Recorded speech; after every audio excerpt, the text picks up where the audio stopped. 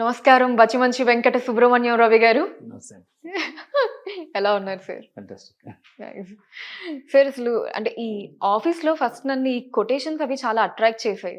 ఇక్కడ చూస్తున్నా సరే well done is better than well said. ఇక్కడ push yourself because no one else is going to do it for you. And అక్కడ కూడా nothing is impossible until you do it. Yeah! Sir మిమ్మల్ని మీరు daily motivate చేసుకోవడానికి నిజం చెప్పనా?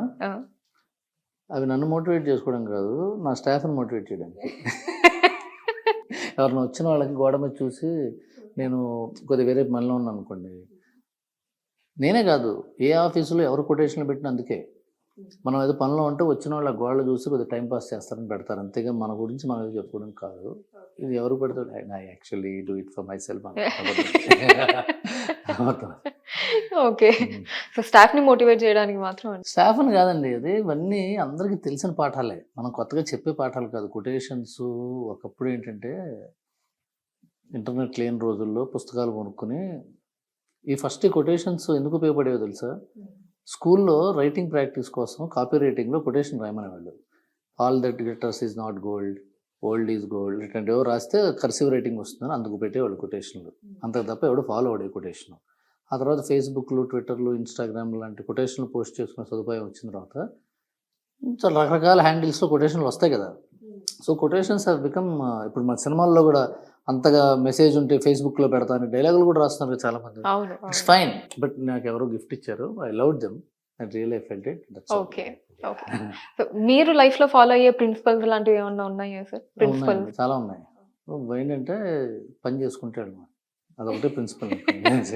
పొద్దున్న లేచి సాయంత్రం దాకా పని చేసి మళ్ళీ పొద్దున్న లేచి సాయంత్రం దాకా పని చేయాలి. ఫెయిల్ అయినా సక్సెస్ అయినా, ఓడిపోయినా గెలిచినా, అనారోగ్యం ఉన్నా ఆరోగ్యంగా ఉన్నా, హ్యాపీగా ఉన్నా సంతోషంగా ఉన్నా, దుఃఖంగా ఉన్నా బాధగా ఉన్నా, ఎవడన్నా పోయినా ఎవడన్నా పుట్టినా పని చేసుకుంటే వెళ్ళడం అనేది నా థియరీ. ఒకటే థియరీ.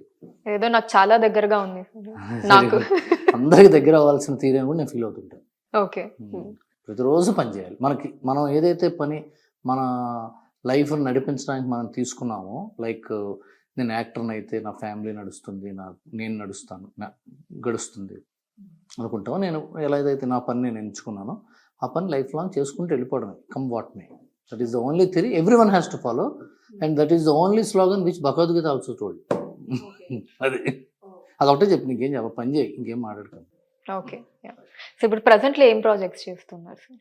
అంటే చాలా చేస్తున్నాను. ఇప్పుడు నందిని రెడ్డి గారు, సిద్ధు జొన్నలగడ్డ గారు హీరోగా ఒక సినిమా జరుగుతుంది, తెలుగులో జరుగుతుంది. హిందీలో 3 ప్రాజెక్ట్స్ చేస్తున్నాను. వాటి సమయ నిమిత్తం కథలు రాస్తున్నాను. అండ్ మొన్నే సర్వం శక్తిమయమని జీ5లో ఒక web series, Hindi web series చేసాం. అండ్ ఆఫ్టర్ దట్ తెలుగులో డబ్ అవుతుంది అది. And we're doing some more projects production company also. Okay. సరే ఇప్పుడు ఈ పాన్ ఇండియా ట్రెండ్ ఇదంతా వచ్చిన తర్వాత సో ఖచ్చితంగా ఈ రైటింగ్లో కూడా దానికి తగ్గ జాగ్రత్తలు అవి తీసుకోవాల్సిన అవసరం వచ్చింది కదండి. జాగ్రత్త అంటే రైటింగ్లో కంటే తీయటంలో కొద్దిగా ఖర్చు ఎక్కువ పెట్టి చూపించాల్సి వస్తుందేమో, but I don't actually believe that. ఎందుకంటే పాన్ ఇండియా అంటే ఏంటి? దేశం మొత్తం చూడదగ్గ సినిమా, అంతేగా.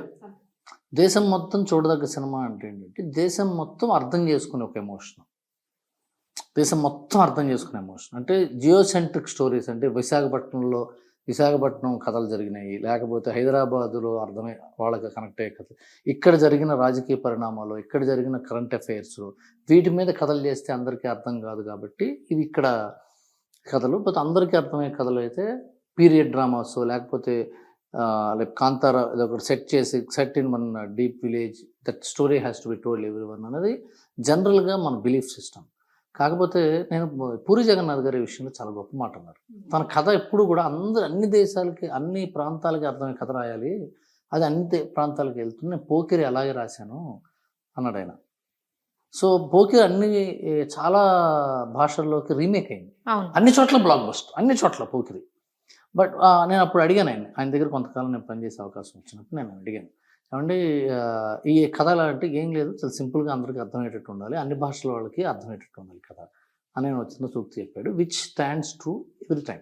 అండ్ పాన్ ఇండియా ఇప్పుడు ఎందుకు వచ్చిందంటే సోషల్ మీడియా, ఓటీటీ ప్లాట్ఫామ్స్ పెరిగి, థియేటర్స్ పెరిగి, రిలీజ్ చేయడానికి ఒకప్పుడు ప్రింట్స్ కాస్ట్ ఎక్కువ ఉండేది. ఇప్పుడు డిజిటల్ అయ్యేటప్పటికి కాస్ట్ చాలా మినిమైజ్ అయింది.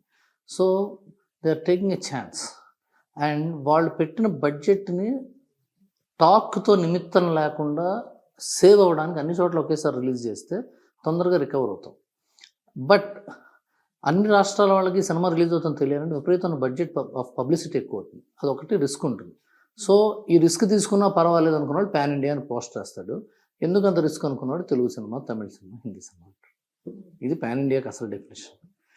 That is market thing. And కథ అంటారా, కథ ఎప్పుడు కూడా ఒక మనిషి కథ, ఒక ప్రాంతం కథ, ఒక సమస్య కథ, ఒక కుటుంబం కథ, ఒక జంతువు కథ, ఇవే కథలు ఉండే ఒక ఈ ఎంటిటీస్కి వచ్చే కష్టాల మీద, ఈ ఎంటిటీస్కి వచ్చే సమస్యల మీద, ఈ ఎంటిటీస్ జీవితాల్లో జరిగే అద్భుతాల మీద, ఆ అద్భుతాల యొక్క పర్యవసానాల మీద జరిగేదే కథ ఇప్పుడు.